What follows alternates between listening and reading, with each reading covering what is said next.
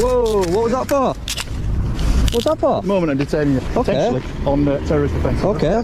No, don't touch me. Why are you touching me? What are you doing? You've just assaulted me. I'm away from the gate. Why are you still touching me? In case anybody's trying anything cheeky. I've had it before where police just throw me on the floor for asking him, have you got ID? I've told you that... You're angry because I had to go at you. Huh? You're angry because I had to go at you. You're going to abuse Section 50 right now. I'm abusing Section 50. You will abuse Section 50. I think it is. The thing is, you'd probably be offended with most things, but... Late, I was trying. I will shout as much as I like. Zip it. Zip it. That's it. No, you don't speak to people. I speak to what I want. I speak to what I want. Continue to shout, I'm going to arrest you. You infringe on my rights. Okay, we can agree. I know you're dying to arrest me. You do not need to be rude and... Before we get into tonight's review, I want to start with this. Together we can recommend improvements. Together we can highlight what works, what doesn't, and what needs fixing inside Britain. And by popular demand, tonight I'm doing a deeper, more detailed review of the Police versus the Auditor video that I produced a few weeks ago, because the conversation it sparked was huge. As usual, disclaimer before we begin, this review is based on my own observations, my professional background, and my experience watching the policing system operate as a member of the public. It isn't legal advice and it is not a criticism of individual officers. My perspective comes from years in corporate leadership, particularly in health, safety, security, environment and well-being, where accountability, process discipline and professional conduct are non-negotiable. I'm applying those same principles here. Most officers are doing their best with a system that is under pressure, under-resourced and often misunderstood. My aim is to highlight operational issues, share insights from my professional background and to encourage constructive improvement, because policing matters and we all want it to succeed. So the intro. Tonight on Britain the Corporation we are reviewing a department which deals with one of the most modern challenges in public services, the police. The division responsible for managing encounters with auditors. Auditors are people who film in public places, police stations, government buildings, streets, to test how police officers respond to being recorded. Some do it for accountability, some do it for education, some for content, and some do it just because they genuinely believe the public needs to see how authority behaves when it thinks nobody is watching. Meanwhile, police officers are trained to maintain safety, uphold the law and stay professional, even when the camera is 6 inches away from the face. This isn't a fringe trend across YouTube, TikTok, Facebook, etc. Police audit videos have accumulated hundreds of millions of views. Some auditors have more subscribers than local newspapers.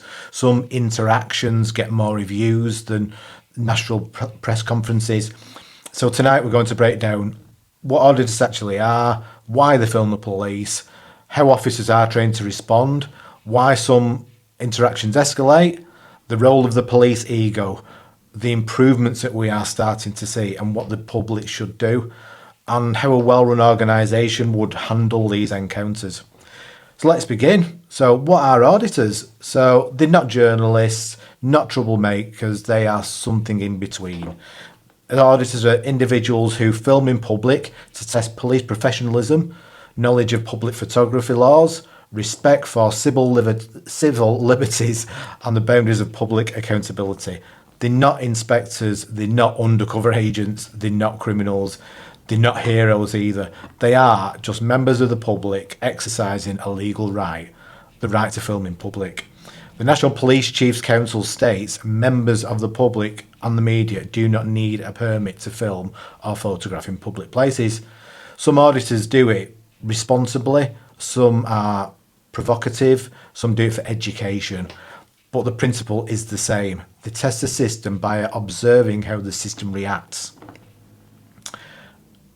So why do auditors film police? It's not about the camera, it's about the reaction.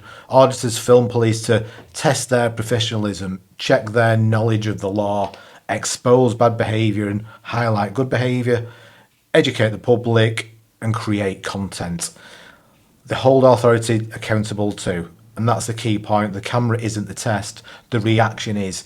If an officer stays calm, the video's boring, the officer overreacts, the video goes viral. A calm interaction might get 5,000 views. A bad one can hit millions. Police want calm. Auditors want content. And police interactions are not designed to deliver any of those things. So how are the police trained to respond? So stay calm, stay lawful, stay professional. Police train around auditors is simple. Filming in public's legal. Being filmed is not suspicious. Officers must remain professional. Engagement should be minimal. De-escalation is a priority. In theory, this is easy. In practice, it's much harder. The officers are human. They're tired. They're under pressure. They're dealing with emergencies. And suddenly, somebody is filming them, narrating their behaviour and waiting for a mistake. A 2023 survey found that 72% of officers feel regularly filmed, while 41% say increases stress. Training is clear that auditors are not a threat, but the reaction is different. So some common mistakes come from misunderstanding the law. When interactions go wrong, it's usually because of misunderstanding public photography rights, misinterpreting suspicious behaviour, taking filming personally, over-asserting authority instead of de-escalating, trying to control something that isn't illegal, the most common mistake, asking for ID when there's no legal requirement. The second, trying to stop filming when filming is legal. This mistake comes from training gaps, stress and pressure, not malice. So what mistakes do auditors make? So testing the system is fine, provoking people isn't. Auditors also make mistakes, getting too close, being too confrontational, misquoting the law, escalating just for views, confusing accountability with antagonism, forgetting officers are human. So a 2022 study found that 30% of escalations were caused by auditors pushing too hard, 40% reacting poorly and 30% miscommunication. So why do some encounters escalate? It's rarely malice, it's usually misunderstanding. Most escalations happen because officers think filming is suspicious, auditors think officers are overreaching, stress rises, cameras amplify that pressure, neither side wants to back down on video. It's not about the law, it's about psychology. People don't act how they feel, they act how they think they are being seen. And when millions might be watching, everybody performs. The role of the police are ego. Authority under pressure behaves differently. This is the part nobody likes to talk about, but it is real. Sometimes escalation isn't about the law. It's not about training. It's about misunderstanding. Sometimes it's about ego. Ego appears when an officer feels challenged. Authority feels questioned. A camera feels like a threat to a reputation. A simple interaction becomes a power struggle. Ego's human. It's natural, but it can be dangerous in policing because ego doesn't de-escalate. Ego escalates and the camera amplifies it. But it's not a police-only issue. Auditors have an ego too. The push for a reaction, some want that gotcha moment, some want that viral clip. When the ego meets professionalism loses. So what improvements are we seeing? So something is changing and it's noticeable. So this is the good news. Police interactions with auditors are improving. Not everywhere, not always, but the trend is real. We're seeing more calm officers, more legally accurate responses, more professional boundaries, more you're allowed to film, that's fine. Fewer ego-driven escalations. Why? Well, two possibilities. One is the auditors have forced the issue. Their popularity has made training gaps more visible. Millions of viewers create accountability. Or the police are generally improving. Better training, better awareness, better leadership, better understanding of public rights. The truth is probably a little bit of both, and that's a good thing because improvement, no matter where it comes from, does benefit everybody. So what should the public do? The safest thing you can do is very little. If you see an auditor filming police, or even yourself, stay calm, keep your distance, don't intervene, don't escalate, don't assume any wrongdoing. Let the interaction play out. A 2023 study found bystander intervention increases escalation by 22%. They're testing the system, not you. and police can be managing the situation, not you. So what are the rights and responsibilities? So everyone has rights, everyone has responsibilities. Auditors have the right to film in public, remain silent, not provide ID, stand on public land, document police behaviour, and police have the right to ensure safety, ask reasonable questions, maintain distance, control a scene, enforce the laws. The public have the right to film. Everyone has the responsibility to stay calm, respectful and lawful. So how would a well-run organisation handle this? It's easy. Clear training, clear communication and clear boundaries. A well-run police service would train their officers thoroughly, teach de-escalation, provide clear scripts, use body cameras consistently, encourage calm behaviour, avoid unnecessary confrontation and treat auditors as citizens. So you're allowed to film. I'm here to keep everyone safe.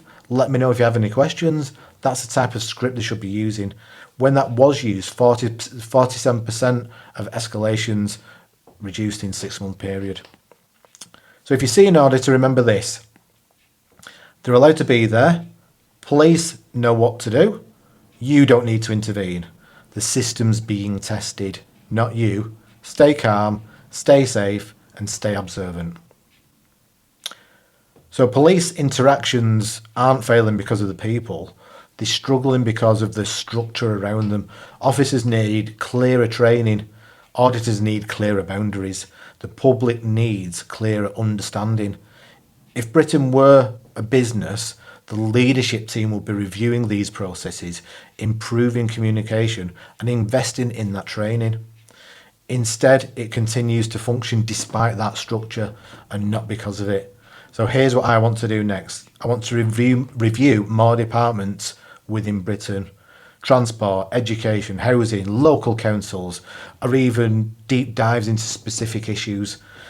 If there's a department you want me to review next, please leave it in the comments, because if this country really were a business, somebody would be asking tougher questions, and on this channel, we will. So thank you for watching and welcome to Britain the Corporation.